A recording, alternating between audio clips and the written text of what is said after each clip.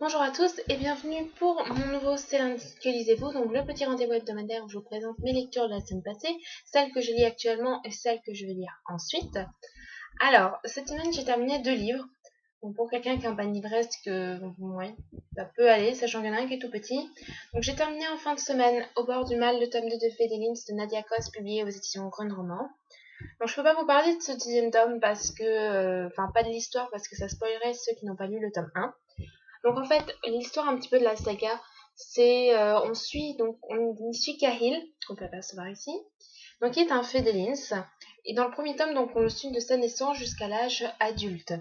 Donc en fait, Cahill c'est quelqu'un d'un petit peu particulier parce que la société des Fédélins est régie par un système de caste et Cahill est un sans marque, c'est-à-dire qu'il n'a pas de marque derrière l'oreille, sachant qu'une marque désigne une caste. Donc lui, il n'a pas de caste, mais on lui a quand même attribué une caste à sa naissance. On sait pas trop pourquoi. Le père fondateur, donc c'est le chef, un des chefs suprêmes, soit n'a pas vu qu'il avait pas de marque, soit n'en a pas tenu compte. On ne sait pas trop pourquoi au final. Donc seul lui et sa mère sont au courant de cette absence de marque. Et Kyle, il vit cette différence vraiment très très très mal. Donc il vit une enfance solitaire, enfermée. Et il a peur du jour où on devra lui extraire ses ailes parce que du coup on va forcément s'apercevoir qu'il n'a pas de marque, puisque là ce sera la confirmation de sa caste en fait, à son âge adulte, à l'extraction de ses ailes. Et donc le seul ami de Cahill qui se fait un petit peu par hasard, on a envie de dire, il s'agit de Clark, qu'on aperçoit ici. Donc c'est un gorge-rive, une sorte de crapaud, qui est assez superficiel dans le premier tome et beaucoup mieux abordé dans ce second tome. Donc ce qu'on pourrait dire du premier tome, c'est il n'y a pas d'action du tout en fait. Dans le premier tome, c'est vraiment ça qui est vraiment étrange. Il n'y a aucune action et pourtant on est vraiment entraîné. Enfin, j'ai complètement été absorbée par cet univers. Et dans le second tome, c'est un petit peu l'opposé, dans le sens où on est en perpétuel mouvement, donc on n'arrête pas de bouger. Il y a de l'action et on se retrouve confronté à d'autres points de vue. On développe un peu plus sur les corps de rive. L'histoire est bien, malgré quelques défauts qu'on n'avait pas vus dans le premier tome, notamment un petit creux au milieu du roman, quelques réactions, parce qu'en fait dans ce second tome, donc Lark et Kyle, ils sont euh, adultes, et ils ont parfois des réactions un petit peu puériles. Donc voilà, c'était quelque chose, des petits détails comme ça, mais qui n'entravent pas le récit. Et en fait, ce second tome, comme le premier, a été un véritable coup de cœur. Et vraiment, je vous conseille vraiment de lire cette saga, de la commencer. C'est juste de super, super, super livre, avec de magnifiques covers, comme vous pouvez le voir. Donc voilà, une superbe cover avec une superbe histoire à l'intérieur. Et je vous encourage vraiment à lire cette saga, qui est accessible dès, je dirais, dès 10-11 ans, mais c'est pas trop jeunesse, c'est juste que l'écriture est assez simple, accessible vraiment facilement, et du coup, voilà, lisez cette saga. Ensuite, donc le livre que j'ai fini, mais c'était juste avant de faire les vidéos. Il s'agit du tome 11 de The Midnight Library, donc Rêve hanté de Nack Shadow, publié aux éditions Nathan. Donc c'est un petit recueil de nouvelles, donc le 11e recueil de nouvelles de Nack Shadow. Donc j'ai lu les 11 premiers, je les lisais dans l'ordre. Le petit bémol de ce genre de série, entre guillemets, qui se lit complètement indépendamment, c'est qu'on s'habitue au style de l'auteur, et du coup j'arrive très facilement à prévoir la fin. Sauf que la semaine dernière, donc avant que je commence ce livre, Plaisir des livres, qui lit aussi un recueil de nouvelles d'Anthony Horowitz, par contre, a fait une petite remarque comme ça, anodine, à laquelle je n'avais pas pensé, c'est-à-dire qu'il lit les nouvelles séparément et non pas tout d'un coup comme moi je le fais. Donc ce genre de roman, il faut une demi-heure par nouvelle, donc il y en a 3, il faut à peu près 1h30. Donc moi je lisais 1h30 d'affilée. Et Plaisir des livres dit, bah moi je les lis séparément, une par jour ou une tous les 2 jours. Du coup j'ai décidé de faire pareil. Et ça était beaucoup mieux.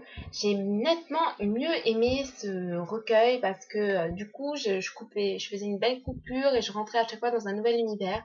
C'était beaucoup mieux. Donc la première nouvelle qui donne son titre au recueil, il s'agit de Rêve hanté. Donc on y suit Alfie qui va passer un week-end chez sa grand-mère et qui va dormir dans le lit d'un oncle qu'il n'a pas connu et qui est mort au même âge que lui. Et donc arrivé chez cette grand-mère, pardon, Et il y a des cauchemars qui commencent à le tourmenter et il se retrouve hanté tous les nuits par un moine sans tête. Donc voilà, vous pouvez apercevoir sur la cover. J'ai bien aimé cette nouvelle. Il y avait, comment dire, une course-poursuite en fait entre le moine et Alfie et j'étais bien et tout ça, bien dans l'action et j'étais oh là là, fais attention, va par là, enfin je pensais ça dans ma tête.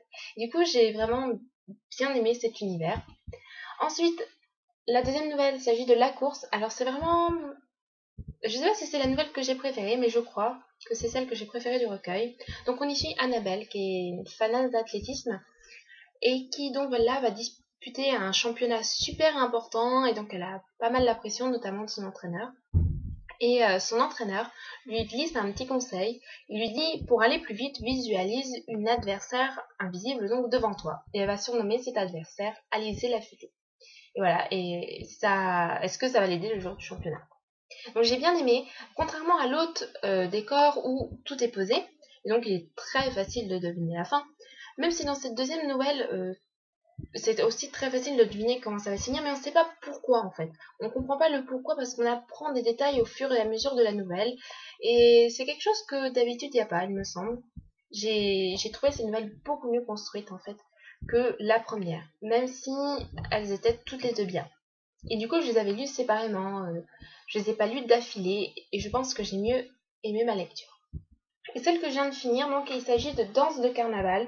Donc en fait, là, on y suit un groupe d'amis, Adam ou Adam, je sais pas trop comment on dit, Sam et Martina. Donc qui se rejoignent tous les jours ou toutes les semaines, bref, à un foyer des jeunes. Et donc là, il y a le carnaval bientôt dans leur ville. Et du coup, ils vont faire un char avec donc pour le carnaval, pour le foyer, et ils vont interpréter des dieux et des déesses. Voilà, je n'en dis pas plus. Et j'avoue que j'avais prédit la fin, mais comme mais non, Alizée, Annabelle, pardon, j'avais prévu la course, excusez-moi, j'avais prévu la fin, mais je savais pas le pourquoi. Et dans celle-ci, j'avais prévu la fin, mais il y a eu un retournement de situation vraiment très intéressant auquel je ne m'attendais pas. Et du coup, chapeau, franchement j'ai été assez surprise. Donc franchement le style il est fluide, il est vraiment intéressant, c'est vraiment un recueil qui remonte un petit peu les précédents recueils je trouve. Voilà, donc je pense qu'il y a un tome 12 de prévu, bon, après on lit ou on lit pas quoi. Pour l'instant ma bibliothèque se les procure donc tant mieux.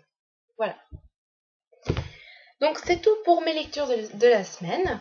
Donc je me suis prévu 3 livres parce que je pense pas qu'il faut que je prévoie plus. En plus ce sont de gros pavés, j'avance pas.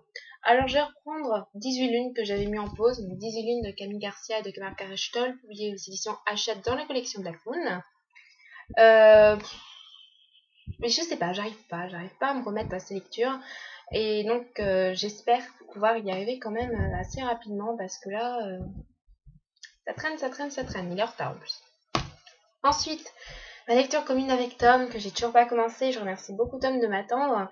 Donc là, 18 minutes, c'est cette semaine ou pas. Et du coup, je commence non-stop cette semaine aussi. Donc, non-stop de Frédéric Mars, publié aux éditions Hachette dans la collection Black Moon. En plus, j'ai rencontré l'auteur aux éditions, au Salon du Livre des Étonnants Voyageurs. Et j'ai même pas pu parler parce que je l'avais pas lu. Donc, c'est très décevant de ma part. Voilà, donc il faut que je le lise le plus rapidement possible. Et s'il est là l'année prochaine, je lui en parlerai.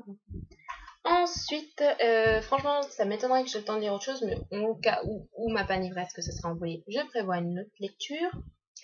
Il s'agit de Bleu Saphir, le tome 2 de Rouge Ruby de Kerstinger, publié aux éditions Milan dans les collections Macadam. Donc ça, c'était pareil, un premier roman coup de cœur que j'avais lu en fait le tome 1 de Rouge Ruby en même temps que le tome 1 de Pédélins. Donc j'espère pouvoir le lire aussi très rapidement, parce qu'il est très en retard aussi. Donc voilà pour cette semaine. N'hésitez pas à me dire ce que vous lisez. Et je vous retrouve donc jeudi pour une vidéo bilan. Et sinon mercredi pour donc l'article Les Étonnants Voyageurs. Je vous fais à tous de gros bisous et je vous souhaite une bonne semaine. Bisous bisous.